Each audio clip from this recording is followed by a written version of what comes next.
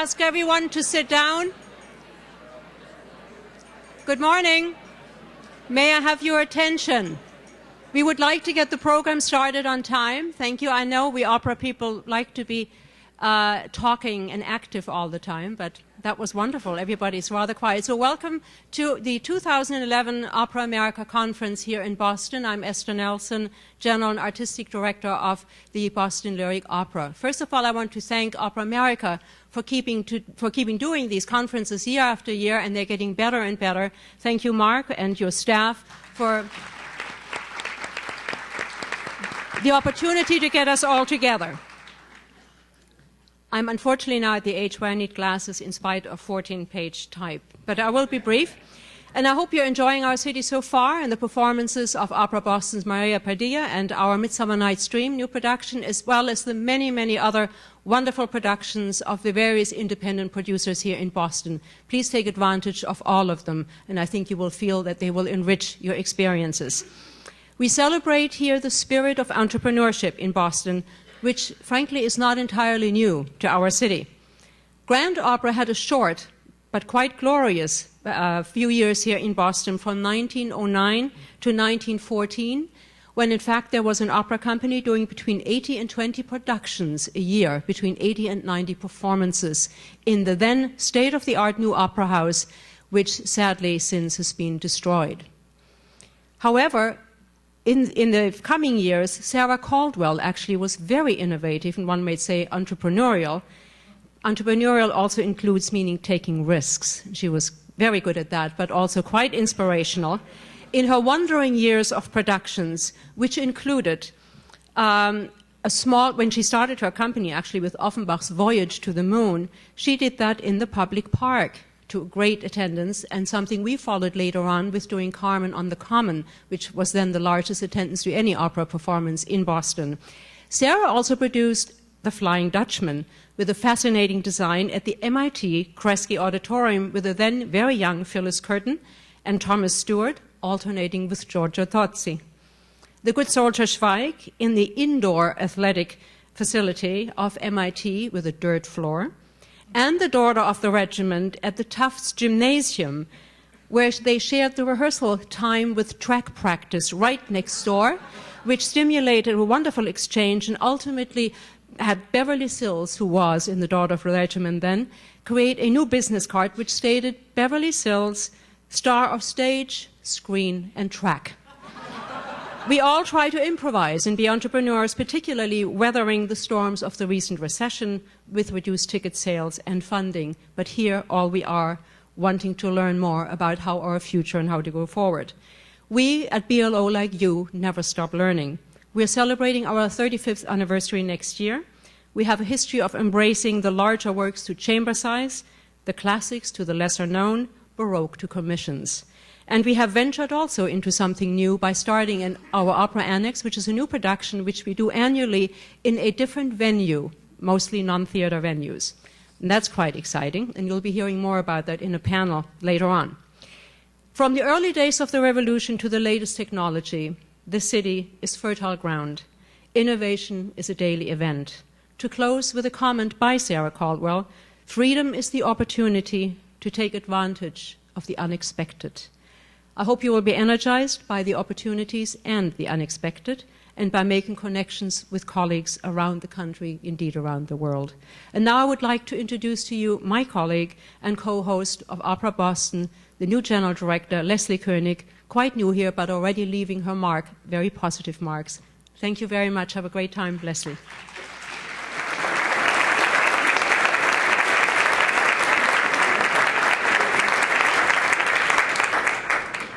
And welcome. For the last 3 months I have had the privilege of running Opera Boston. I'd worked most of my life in some of the biggest houses in the world, but I became enchanted by the idea of running a company that would be more along the lines of piloting a bush plane rather than a sort of majestic 747. And I found a perfect fit with Opera Boston. The company's mission is perfectly aligned, I think, to this year's conference theme of entrepreneurship. By producing only new productions of important but rarely heard work or newly commissioned operas, we occupy a pretty unique market niche in American opera. Some people would consider it high risk. I think we even sometimes do. But I will say that I think that high risk, along with full fiduciary acceptance and responsibility for taking that risk. In other words, unlike a Silicon Valley company where entrepreneurship might be the driving spirit, we don't have venture capitalists and we're allowed to lose money and then make it. We have a fiduciary responsibility when taking a high risk to meet the bottom line every year because we have a responsibility to our stakeholders. I look forward in this conference to seeing not simply how the spirit of entrepreneurship works in season planning or in the technology of scenery, but in those less visible, slightly less loved areas, but critical areas of fundraising, marketing, organizational structure, education, and perhaps even areas that we haven't yet considered. So we come with great curiosity to this conference to see what else we can learn. And it is my great honor to introduce to you the chairman of the Board of Opera America. Okay, this guy has more ribbons than anyone else on his thing. Let me get over that. All right, so he's the chairman of the Board of Opera America. He is the general director of the Houston Grand Opera.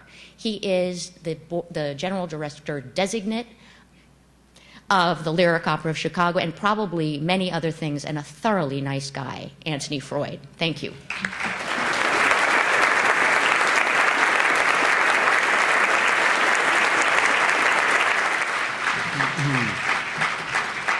Thank you, Leslie, for that very kind introduction. Ladies and gentlemen, good morning.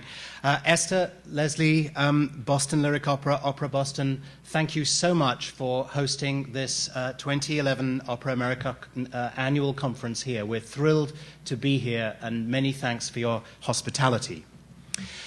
Nicholas Payne, the director of our sister organization, Opera Europa, tells a story about the very English actor, playwright, and composer Noel Coward, who was once waylaid by a formidable female admirer. The trouble with opera, she opined, is that it's not what it used to be. To which Coward replied, "No, madam, the trouble with opera is that it is exactly what it used to be." The subject of this year's conference is very close to my heart. I've been a passionate opera lover for the last 40 years. Nothing thrills me more than an operatic feast of great singing, music making, and theatrical intensity. If I enjoy it so much, why shouldn't everyone else? It has thrilled and overwhelmed people for hundreds of years. Surely, if we can just do the same as our predecessors, as well as we can't fail, can we? Well, let's embark on this year's conference with the assumption that the answer to that question is a resounding yes. Failure is certainly a possibility. You don't need me to tell you that we are living through times that are changing with bewildering speed, economically, socially, politically, technologically, and culturally. We, as some of the opera profession's leading representatives, must engage proactively and dynamically with the cities that we exist to serve. This means understanding the opportunities and challenges that surround us in our communities and applying that understanding to our companies and to the work we produce. This conference will explore entrepreneurship and the need to build on tradition. A challenging and thrilling new life cycle is emerging for us all. Assumptions that used to be safe can no longer be relied on. Things that used to excite audiences may now feel a little bit jaded. Some performances that used to sell out may now be half full. Some donors who were happy to contribute to an elegant night out might now be looking for other reasons to justify their investments in us. At the same time, we are the guardians of our 400-year-old art form. We are responsible both for protecting and preserving its heritage and for ensuring its future. The risk of throwing the baby out with the bathwater is real and dangerous. Are all traditions bad? Of course not. The dictionary defines tradition as the handing down of statements, beliefs, legends, customs, or information from generation to generation by word of mouth or by practice. As the inheritors of our art form's traditions, we must be editors, selecting those traditions that are valuable and rejecting those that hold us back. As Somerset Maugham said, tradition is a guide and not a jailer. The Spanish writer José Bergamin wrote, "Tradition simply means that we need to end what began well and continue what is worth continuing." Woody Allen gets it right, as usual, when he says tradition is the illusion of permanence. When trying to understand the meaning of entrepreneur, the starting point in the dictionary is a person who organizes and manages any enterprise, especially a business, usually with considerable initiative and risk. Niccolò Machiavelli, one of the great entrepreneurial thinkers, wrote, "Entrepreneurs are simply those who understand that there is little difference between obstacle and opportunity and who are able to turn both to their advantage." Roy Ash said, "An entrepreneur tends to bite off a little more than he can chew, hoping that he'll learn to chew it quickly." I believe that for opera and opera companies to thrive through the 21st century, we must be pioneers, explorers, and, above all, entrepreneurs. We have to have the nerve to take responsible risk, forging ahead with an unshakable commitment to quality, both in our art form and in our organizations. Having been an opera company general director for the last 17 years, I've come to the conclusion that the job is essentially one of assessing an infinite number of often conflicting variables and making an enormous range of value judgments that seek to find appropriate balances. Balances between art and money, between commerciality and innovation, risk and caution, and between investment in quality and responsible financial management. On a bad day, it's a bit like riding a motorcycle on a wobbly tightrope, juggling knives. Michael Kaiser recently wrote an interesting and provocative article on the Huffington Post website. He attributes what he calls the parlous state of the arts to the institutional nature of our arts ecology, which means that groups of people are now more responsible for arts making than the individual. And these groups, he says, are misbehaving. They are overly conservative, subject to groupthink, and so worried about budgets that they forget that bad art hurts budgets far more than risk-taking.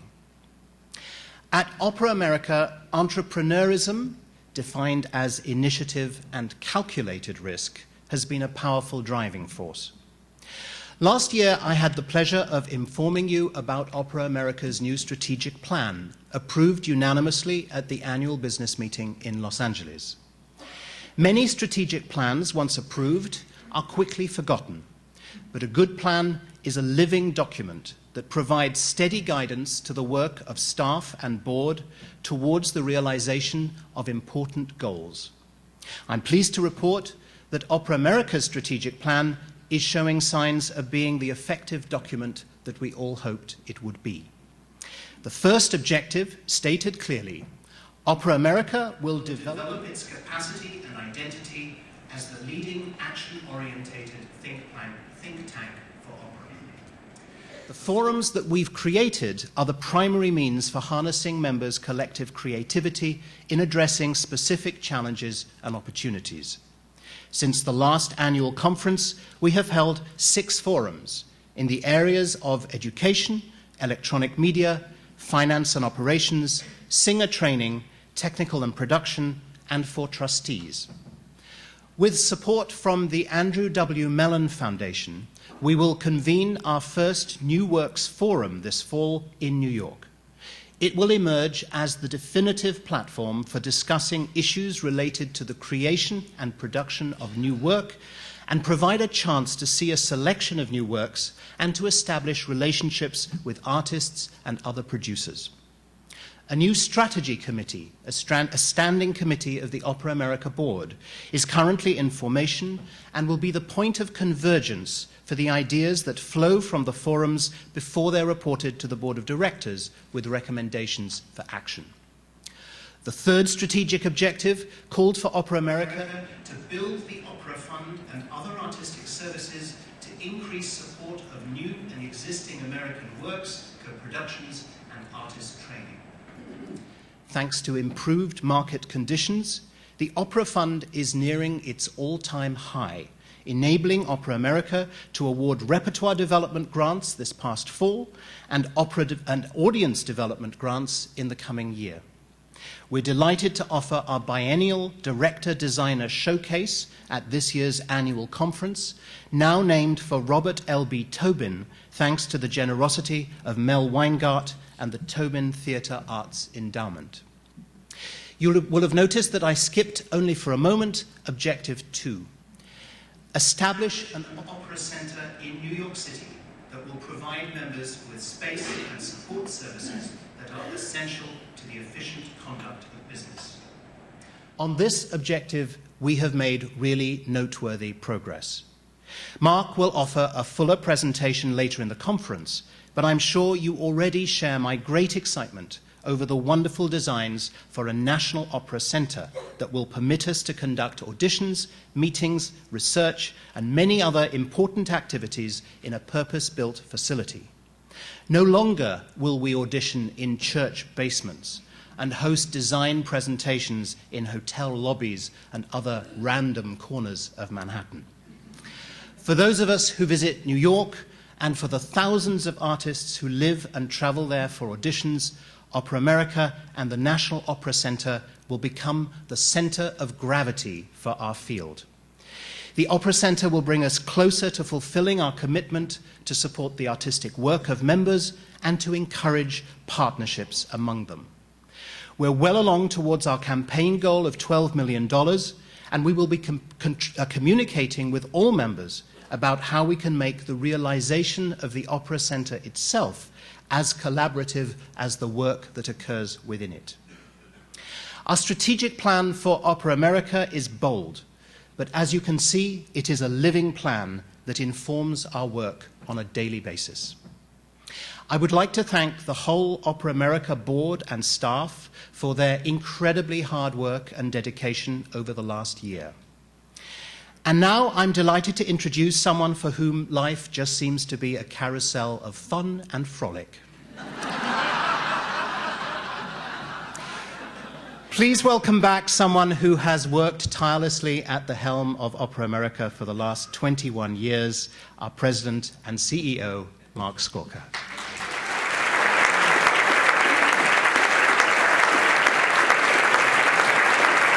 Thank you, ladies and gentlemen. And thank you, Anthony, for that wonderful introduction. Thank you.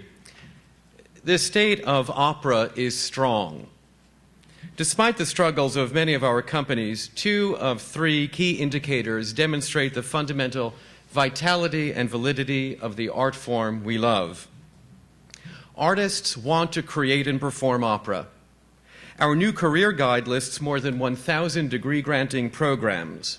If we take a modest average of 10 graduates from each program, 10,000 new singers, composers, directors, and designers annually declare themselves interested in making opera a part of their lives. The intensity of their creative ambition is demonstrated by the tremendous growth in the number of small opera ensembles in cities across the country, most of which are launched and led by young artists. Look at the roster of Boston organizations working with us on this conference. Many of these ensembles don't conform to the familiar model of an established opera company. They perform varied repertoire in unusual venues that are generally free of the constraints of subscription series and administrative overhead. They are spontaneous, innovative, and energetic. Frequently, they attract audiences who don't identify themselves as traditional opera-goers. Our North American Works database now has over 1,300 entries from among the many thousands of works that have been composed in recent decades. The number and variety of these new pieces demonstrate the creative vitality of American opera. Audience demand for opera is great too, at the right price and for the right program. The two companies I visited most recently have had great success selling tickets on Groupon and Living Social. Virginia Opera promoted performances of Madama Butterfly on Living Social this spring. 458 tickets were snapped up in Norfolk and 585 in Richmond. In Memphis, using Groupon, nearly 200 tickets for The Barber of Seville sold in one day. Lines of people snake through the lobby of the Metropolitan Opera waiting for $20 tickets to select performances. Just last week, I was in the lobby and heard the usher pronounce in a booming voice that all the special tickets were sold. A line of disappointed buyers left the building. Houston Grand Opera's performances this season of the mariachi opera, To Cross the Face of the Moon, were completely sold out to a large new audience. Many of the people who enjoyed it may never attend an opera at the Wortham Center, but they think differently and they talk differently about HGO in their community.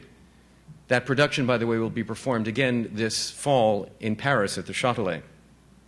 And we can't overlook for a second the fact that more than 2 million tickets have been sold this year to the Metropolitan Opera's HD transmissions. There is an appetite for attending opera that is as great as the appetite for creating and producing it, proving opera's validity as a cultural option for contemporary audiences. Yet in the most recent year documented in our professional opera survey, 70% of our companies reported deficits.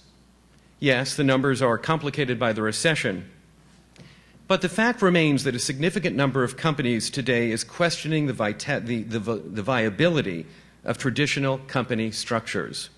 In several cities, including the nation's capital, companies are merging or considering merging with art centers, arts agencies, dance companies, and even orchestras. It's a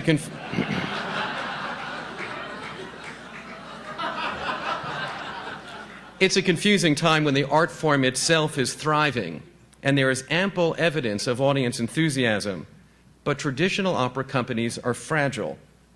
This is the central question for us this week.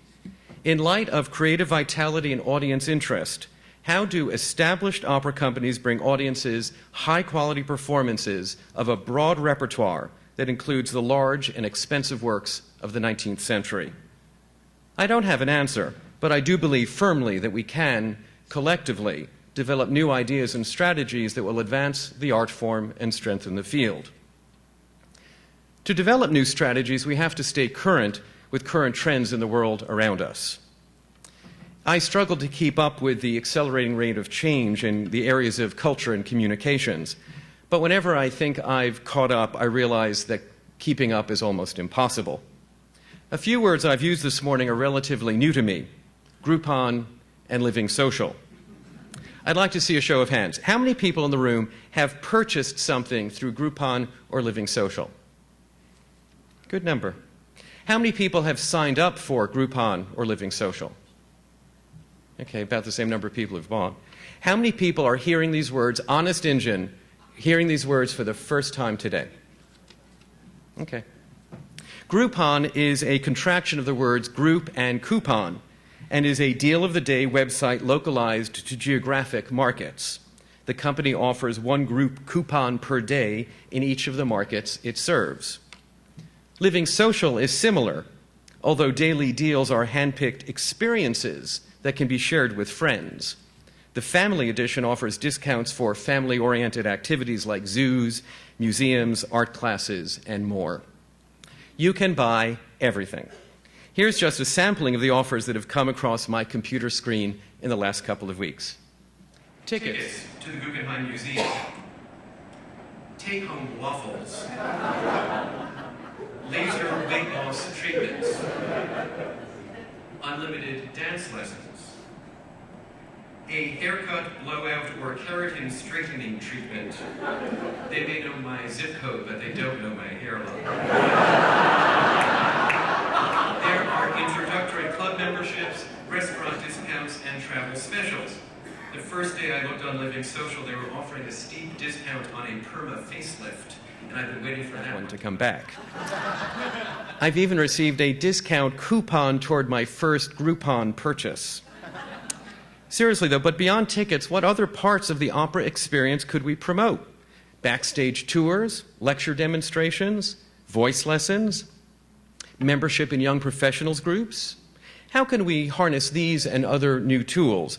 Entrepreneurs invent them. Let's at least be opportunists. Then this spring, there appeared opera in 3D. London's Royal Opera distributed a performance of Carmen filmed in 3D, followed by an announcement that Madama Butterfly in 3D would be released next year. I thought opera was in 3D. I'm troubled slightly by the implication that live opera in the Opera House is only 2D. I take some comfort, though, that opera in 3D came to the market before the announcement of the first erotic 3D movie release in Hong Kong last month called Sex and Zen in 3D. We do live in a crazy world.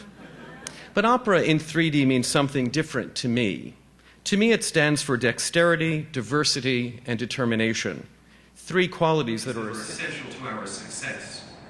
Dexterity is the ability to perform a difficult action quickly and skillfully, or the ability to think quickly and effectively. Diversity means when many different types of things or people are included. Determination is the ability to continue trying to do something, although it is very difficult. Now, please reach under your chairs. Everyone reach under your chair, because there's a little something taped to the bottom of the chair. It's our gift to you. These 3D glasses are to be a reminder throughout the conference and when you get back home. These are a reminder that in order to find the solution to our central question, how do established companies bring audiences high-quality performances of a broad repertoire that includes large and expensive works of the 19th century, we need to exercise dexterity, diversity, and determination. That, to me, is opera in 3D. Nicholas Negroponte created the MIT Media Lab in 1985. As director, he developed the lab into a preeminent computer science laboratory for new media and a high-tech playground for investigating the human computing interface. He's a proponent of intelligent agents and personalized electronic newspapers, for which he popularized the term the Daily Me. In November 2005, at the World Summit on the Information Society, Mr. Negroponte unveiled the concept of a $100 laptop computer, the Children's Machine, designed for students in the developing world. The project is part of a broader program by One Laptop per Child, a nonprofit organization started by Mr. Negroponte and other Media Lab faculty to extend internet access in developing countries. Ladies and gentlemen, welcome to Boston, and please join me in greeting Mr. Negroponte.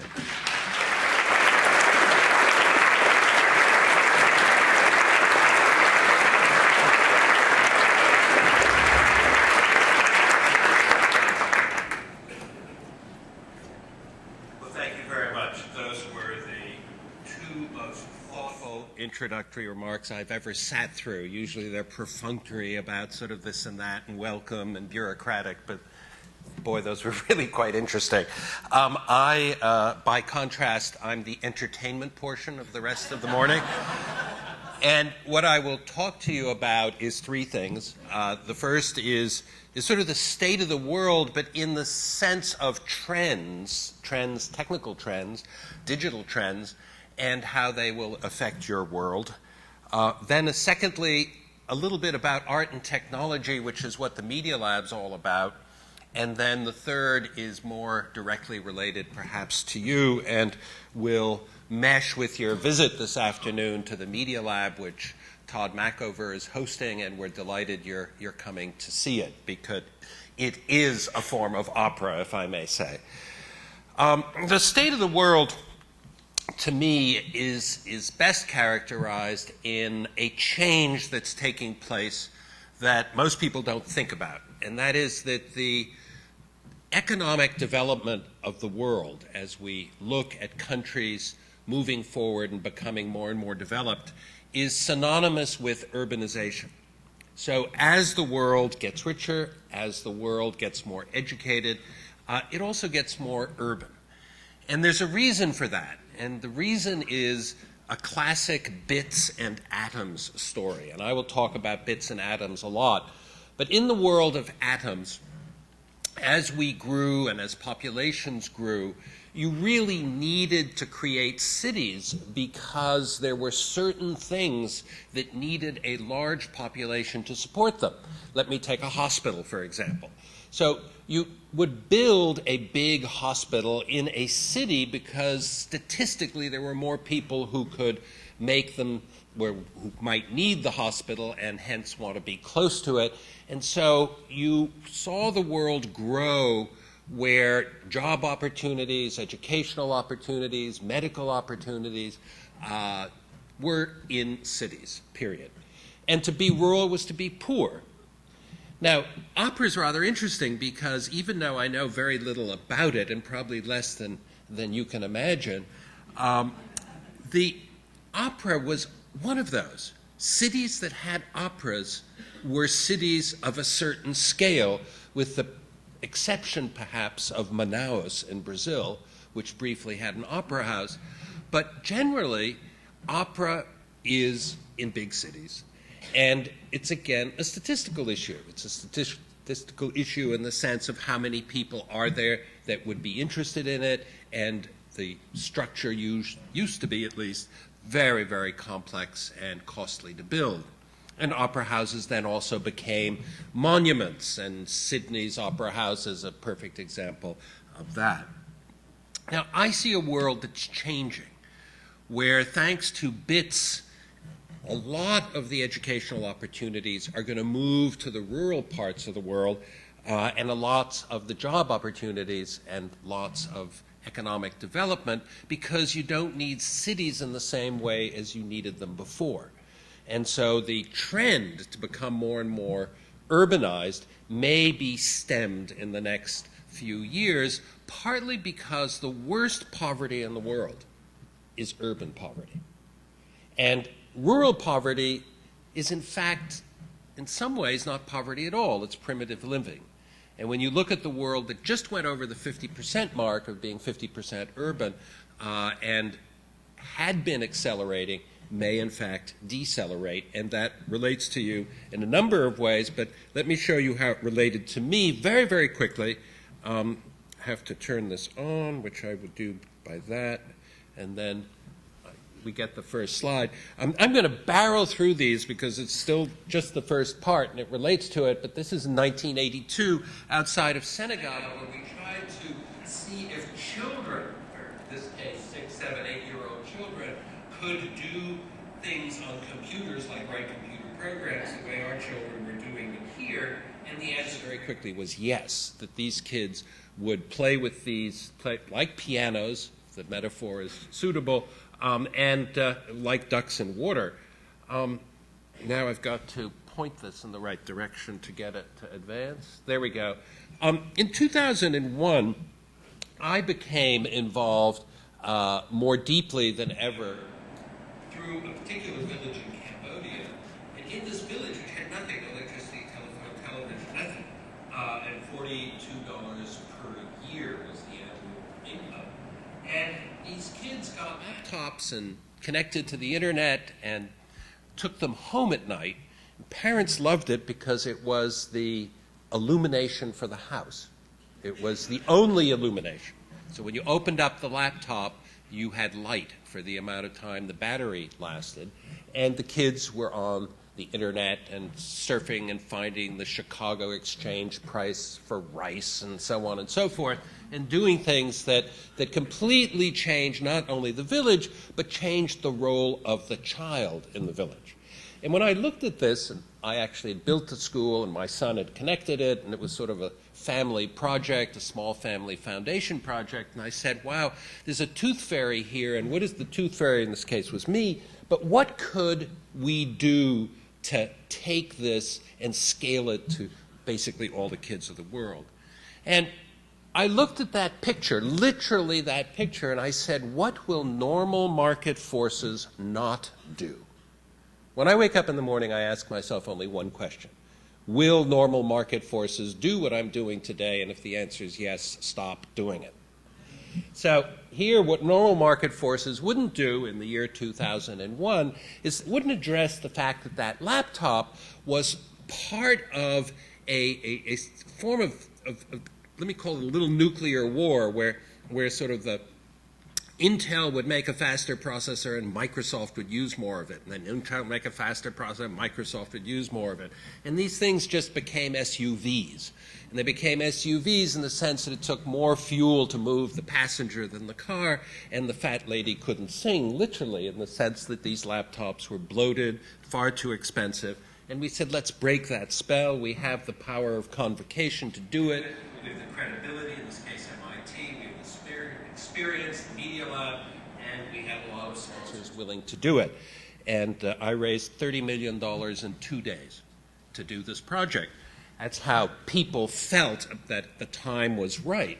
Now, this is what it is today, and has changed the lives of 3 million kids in very remote locations. These kids are doing things connected to the internet that one doesn't think of happening in the remote and rural places. This kid is teaching his parents how to read and write, and if that doesn't put goosebumps on your goosebumps, I have nothing more to say. When 50% of the kids in Peru are teaching their parents how to read and write, that has a huge effect. This kid, I can't even imagine what she's going to be like when she grows up. She is so intense.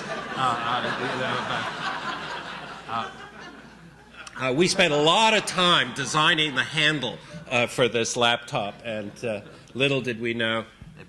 Now, there are lots of stories, and being a nonprofit, we can have partners like Kofi Annan, and this is the laptop we announced back in November of 2005. Everybody remembered the little yellow crank because it goes into places that don't have electricity, and it took off. Those are the stats today. This is what it looks like.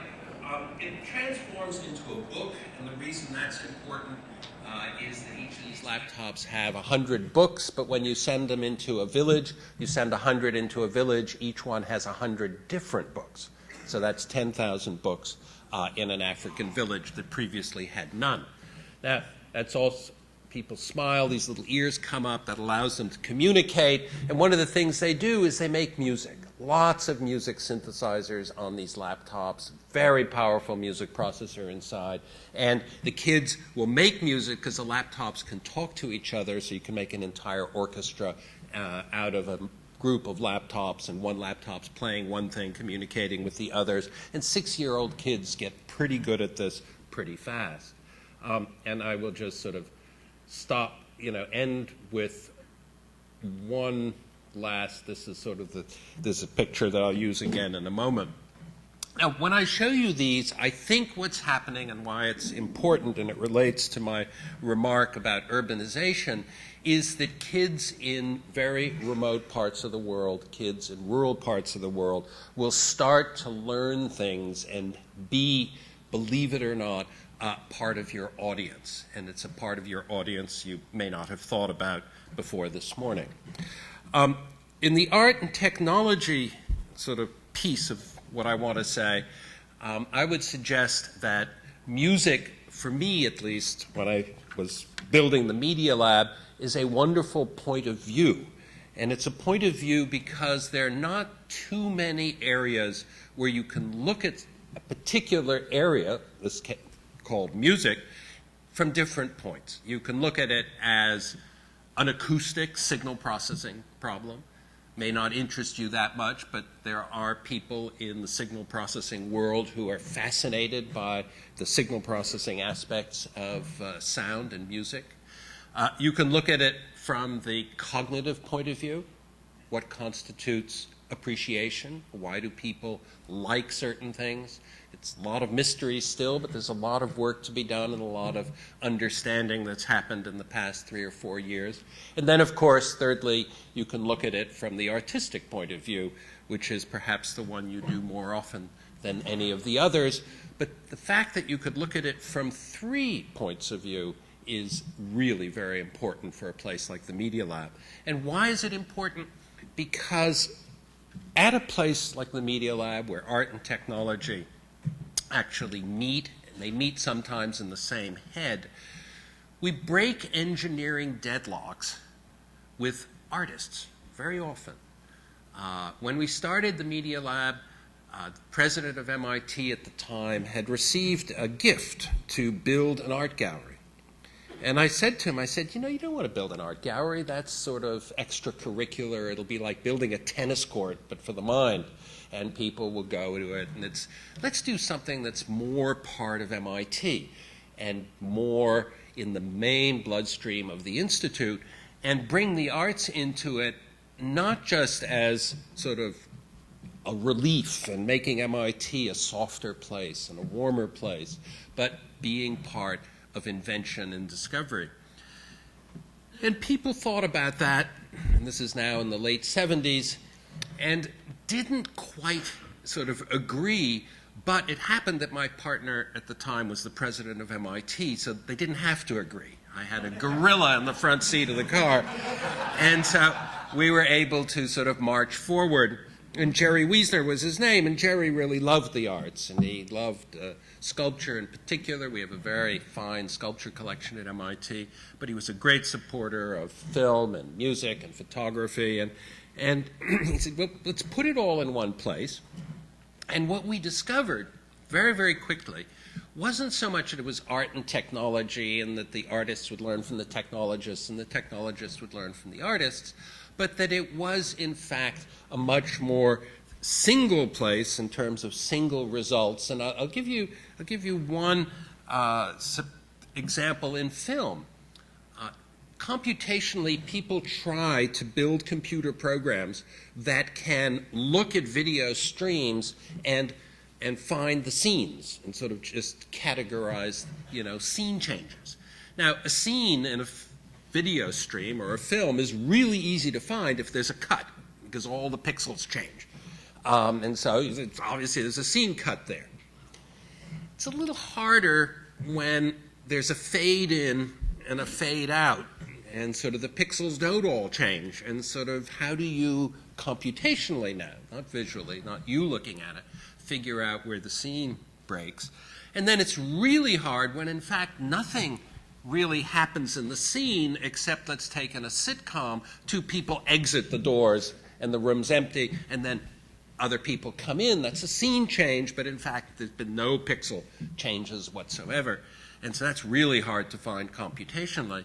And as the computer scientists were struggling to do that, one of the filmmakers who had been making films all their lives said, it's really an easy way to do this, because when we make films, we always in the soundtrack cut the soundtrack earlier, and we bring in the sound for the next scene, a few frames or a few seconds before we make the scene cut, as an audio transition before the visual transition. So forget the picture, just look at the audio track and find the cut, and then you can be assured a few frames ahead you'll find a scene cut. And people were just astonished. Of course, that was a very simple way to do it. You just had to know something about filmmaking. You had to look at more than one channel, in this case, not just the visual channel, but the audio channel. I'll give you another example. In the sort of surprise department, 25 years ago, when we thought of sound and music and technology, we were all focused on what I'll call the verisimilitude. How do you make better sound? People had hi-fi systems and woofers and tweeters. I don't think a teenager even knows what those are today. We had these elaborate systems in our living room and extraordinary technology to reproduce the sound as if we were there and as if we were in the middle of the orchestra. And people were talking about making it better than the actual performance because you could be places that you couldn't be just by being in the audience. You could acoustically be in other places, and there was lots of stuff about this. And flash forward 20 years, and what's happened? 20 years has passed, and technology is used to deliver sound in very innovative ways, completely changing the music industry to sort of music on demand and listened to with terrible audio that nobody cares how terrible it is. It's just, it's what I want, when I want it, where I want it. And that the technology was not used for verisimilitude at all. It was used for basically on-demand and playlists and all the things that you know about. So we get surprised. We think that technology is going to go in one direction and it takes you in the Groupon direction. So things like Groupon are quite extraordinary. So let me end my remarks on sort of the third and what I'll call sort of opera as a way of thinking, partly because I view opera, which may be my lack of knowledge about it, as the most multimedia form of human expression. And I say that partly because I can go to operas.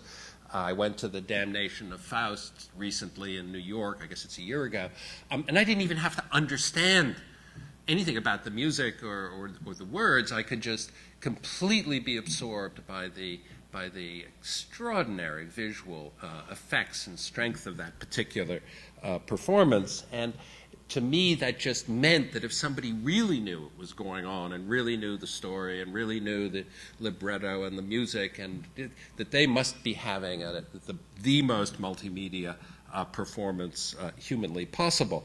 And the Media Lab has, by its name and by its tradition, always tried to be a leader in that. And I found a slide last night when I was thinking about this that goes back to 1976. And in this slide, which is a little hard to make out what's going on, 1976, this person was sitting in a chair, moving his arm around, pointing with gestures to this wall-sized display. And why do I show that slide? I show the slide because that was, to me, part of using multimedia to communicate. It came from a very simple observation. It came from the observation that if you don't speak a language properly, let's say you've had high school French, and you're at a luncheon in France where people may not be too polite about trying to speak English to you, and they will sort of say, would you like some more bread or wine, or can you please pass this or that? You absolutely understand everything because the signal's so redundant.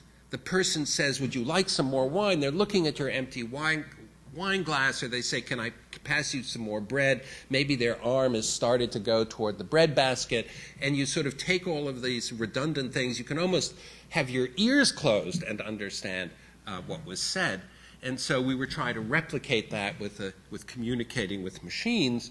And along the way, one of the things that was done slightly later than this was to work with Yo-Yo Ma and track his bow for reasons that Todd may tell you later or you'll hear about at the Media Lab.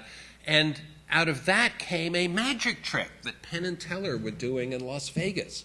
And I remember the MIT travel office getting a little anxious about why MIT students were traveling at government expense to Las Vegas. And I said, trust me, don't worry about it. And I got away with that. And finally, that turned into a piece of technology that migrated into baby seats and has been quite dominant in the baby seat car baby seat business and saved lives because it was that technology that allowed you to figure out very inexpensively whether a baby was facing forward or backward and could stop the airbag problem, which most people didn't even know existed.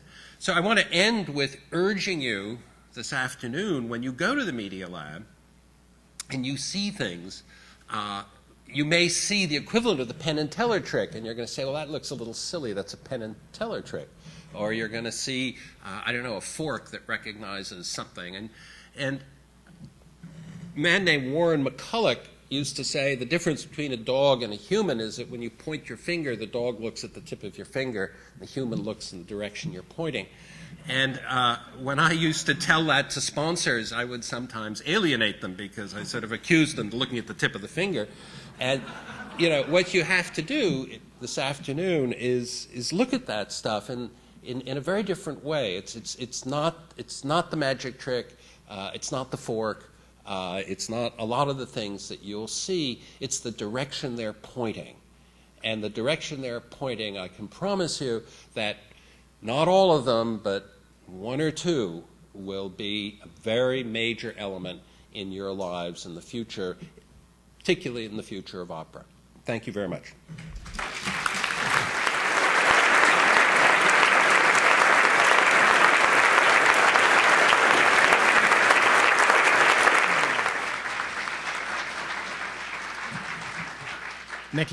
Nicholas, thank you so much. That was a really inspiring call to action, which I think we should all take notice of. So remember,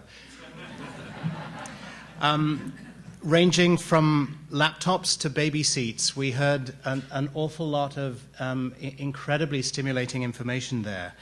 I love the idea of a laptop bringing light to an electricity-free village. Perhaps we should think of our role as opera companies in bringing cultural lights to our cities, some of which are in dire need of the sort of light that we can offer. One of the images that I absolutely loved from what you said, Nicholas, which I think has finally revealed to me why I'm working in this crazy business, waking up each morning wondering what normal market forces will not do. Well, one thing that they certainly won't do is create or run opera companies. So on behalf of us all, thank you so much for your speech this morning. Really stimulating, really energizing. Ladies and gentlemen, again, welcome. Have a great conference and look forward to seeing you all in the next few days. Thank you.